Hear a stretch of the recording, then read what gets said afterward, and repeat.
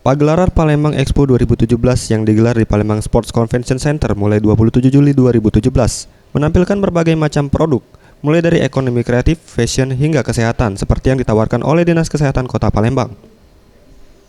Menurut Herni Hardiani, Kepala Bidang Kesehatan Masyarakat Dinkes Palembang menuturkan, dalam Palembang Expo 2017 ini Dinas Kesehatan Palembang memberikan pelayanan kesehatan gratis, seperti pemeriksaan kadar CO, konsultasi kesehatan, bahkan pengobatan tradisional, dan juga terapi.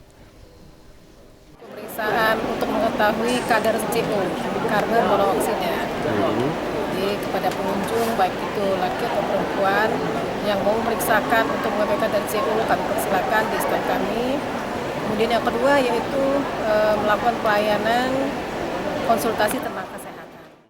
Ia menambahkan antusiasme masyarakat terkait pelayanan kesehatan gratis yang diberikan Dinkes Palembang sangat diminati masyarakat. Sejak dibuka, lebih dari 500 orang pengunjung telah menggunakan jasa pelayanan kesehatan gratis yang ditawarkan Dinkes Palembang. Anugrah Sandi Pratama, Sriwijaya TV.